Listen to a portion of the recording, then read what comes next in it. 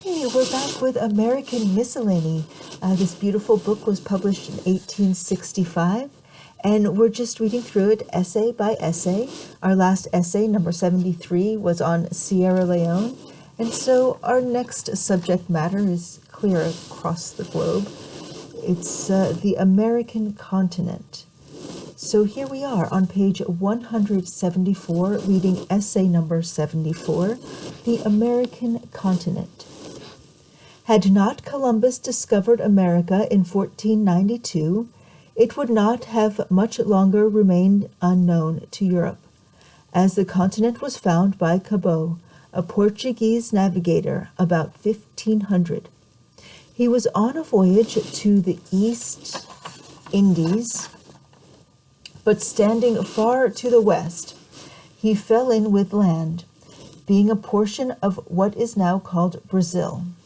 But what may be called a singular coincidence, this land lay within, by what may be called a singular coincidence, this land lay within the limits assigned by the bull of Pope Alexander VI to the Portuguese, when he partitioned the world to be discovered or seized by Portugal and Spain. This was very annoying to the Spaniards, who thus had to share the continent with another and a rival power. Thus, without detracting from the glory that justly belongs to Columbus, we see that accident would have effected the great end, to the realization of which he devoted his life. So capricious are the decrees of fortune. The first person who visited the American continent was John Cabot, a Venetian merchant, who resided in Bristol, England. He made the discovery in 1497, somewhere on the coast of Labrador. He was accompanied by his more famous son, Sebastian Cabot. So long ago as the reign of Philip II, it was proposed to cut a canal through the isthmus at Panama for ship navigation, and the engineers were sent to examine the country. They, however, said a Spanish writer, found the obstacles insuperable, and the Council of the Indies at the same time represented to the king the injuries which such a canal would occasion to the monarchy, in consequence of which his Majesty decreed that no one should in future attempt or even propose such an undertaking under the pain of death. Did somebody change their mind? The injuries feared were the intrusion, as Spain considered it, of foreigners into the South Sea, and the consequent weakening of the monopoly she then had of that portion of the world. The only human access to the Pacific at that time from the west was through the Strait of Magellan, the difficulty of navigating which was great. In 1666, 18 years after the death of Philip II, the passage into the Pacific by way of Cape Horn was discovered by two Hollanders named Lemaire and Van Schonten, who named the promontory after their native place. The first Englishman who entered the Pacific was John Oxenham, who in 1555 crossed the Isthmus of Panama at the head of a party of his countrymen. A body of semi-freebooters built a ship and made prizes of many Spanish ships. They were finally captured by the Spaniards, and most of them ignominiously executed at Panama. Drake was fortunate. He entered the Pacific by the Strait of Magellan, and though he had but one small vessel, a schooner of 100 tons and 60 men, he inflicted great injury on the Spanish settlements and commerce. This was in 1578 to 1579.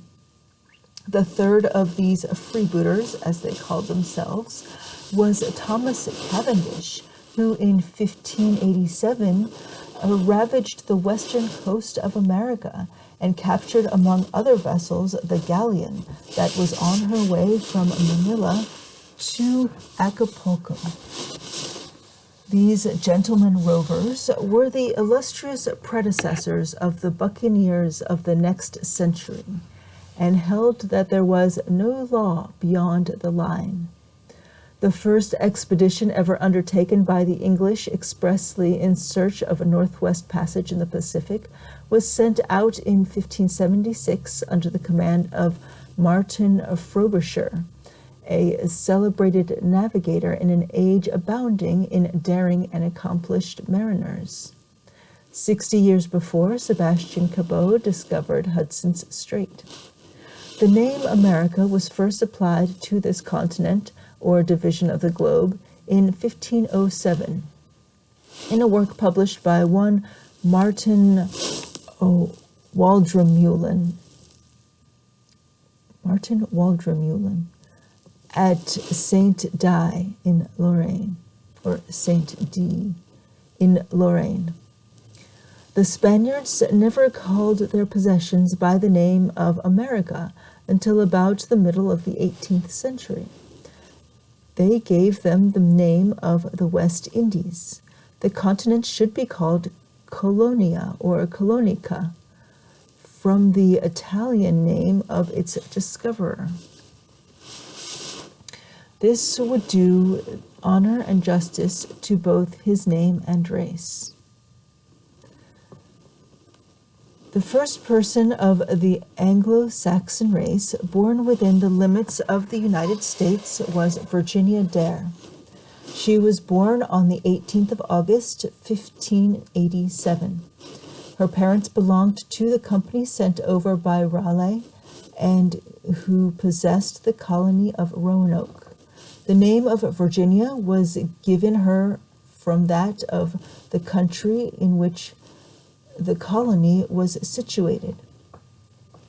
Her fate, together with that of the entire population of the colony, is unknown.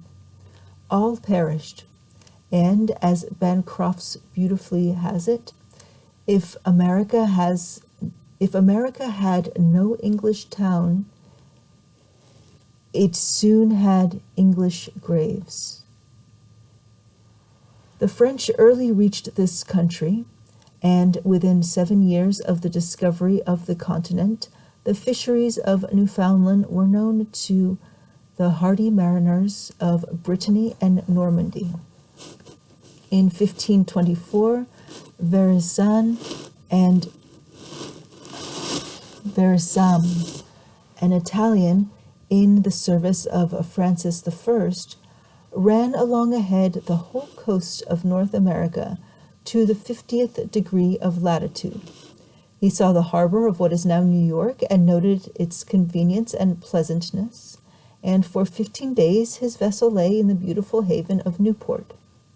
Jacques Cartier was the first person who sailed up the St. Lawrence, which he did in August 1534.